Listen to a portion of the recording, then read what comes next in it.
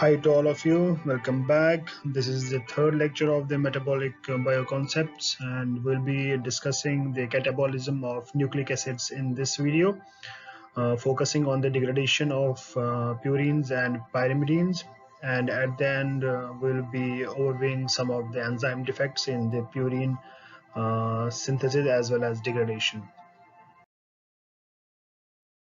Degradation of nucleic acids involves two separate processes. One is for the exogenous sources which we take as food or as diet. They need to be digested. They are digested at different levels during the alimentary canal, and they are converted to the basic constituents of the nucleic acids, which we know are the sugars, nitrogenous bases, and phosphates. And in these, they are absorbed, and after the absorption, for these exogenous as well as the endogenous nucleotides which are there in the cell, they are catabolized in the second process that involves the conversion of purines to uric acid primarily, and for the pyrimidines the conversion is to melanonic acid primarily. The digestion of nucleic acids present in the food, which make up the exogenous sources of the monomer units of the nucleic acids, begins with the help of pancreatic and intestinal juices. Pancreatic juices are containing nucleases, while as the intestinal juices contain phosphodiesterases. Both of them act on the exogenous source of the nucleic acids, convert them into monomeric units, which are the mononucleotides, which we know already. These mononucleotides are containing the nitrogenous base, sugar, and phosphate. The mononucleotides are further then degraded with the help of nucleotidases, phosphatases, to constituent nucleosides, removing the phosphate. These nucleotidases or phosphatases remove the phosphate from the mononucleotides. And then there is group specific nucleosidases or nucleoside phosphorylases, which remove the sugar from the nucleosides and convert them into the bases. All three constituents are then absorbed by the intestinal lumen, and then they can be subjected to two different pathways. One is the catabolism, which we have to go through in this video, and another is the salvaging mechanism, by which the bases are salvaged and synthesized new mononucleotides from the degradative product. This salvage reaction and salvage pathway, which we have already discussed in the previous lecture. So the catabolism of the bases will depend upon whether it is a purine or a pyrimidine. Then they will go a different catabolic pathways. Talking about the degradation of purines, as we know in nucleic acids, there are two important types of purines present: adenosine monophosphate and guanosine monophosphate. All of the purine degradation leads to the production of uric acid as the end product, especially in humans. This is the end and stop point of the degradation of purines. This is the excretory product which needs to be eliminated from the body. And the degradation starts with the help of a nucleotidases, which convert the nucleotides into nucleosides first to feed into the degradative pathway. When the degradation happens, all of the purines synthesize a central molecule which is called as xanthine, which acts as a convergence point for the metabolism and the degradation of purine bases. This xanthine is then converted finally to an excretory product of uric acid by xanthine oxidase. And it doesn't matter whether the purines are the ribo ones or the deoxyribo ones, whether they have come from the degradation of the DNA or the RNA, or both of them follow the same sequence of degradation, getting converted into xanthine, and then xanthine will get converted finally to uric acid for the elimination. As you can see in the left hand side of the picture, degradation of purine is a multi-step process, and it involves usually 4 different kinds of enzymes. First and foremost is the nucleotidases, then there is purine nucleoside phosphorylase and deaminases, 2 different kinds of deaminases, and finally xanthine oxidase. To begin with, as I already told you, that the conversion involves the first involvement of the nucleotidases, which convert the nucleotides into the nucleoside forms by the removal of phosphate.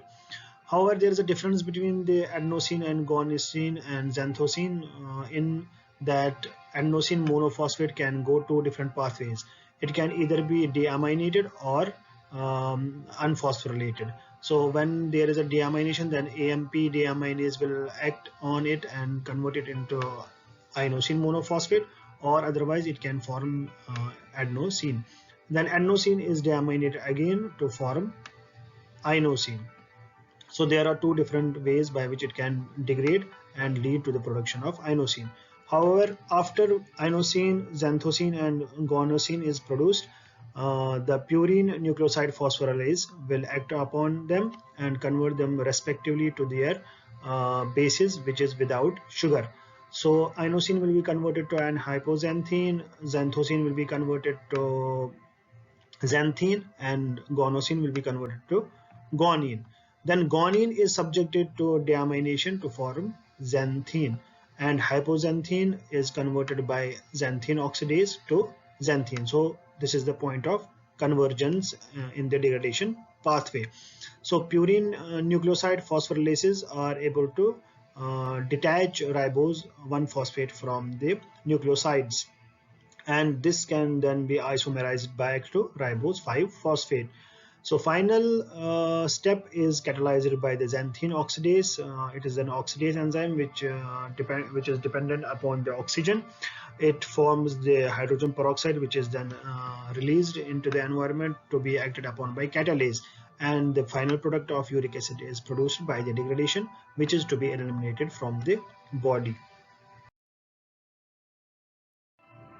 This uric acid, which is excreted, is the end product of catabolism in particularly primates, including the humans. However, in birds and some other animals, there is further degradation, which is beyond this topic and this video, which I might cover in some other video.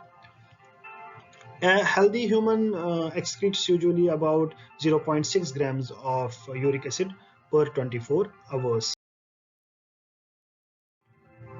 So there are certain defects which are associated with the degradation pathway, particularly the deficiency of the enzyme which converts the adenosine into inosine, that is adenosine deaminase. Adenosine deaminase deficiency leads to a severe immunological disorder which is called as severe combined immunodeficiency. It involves the T cell and B cell maturation.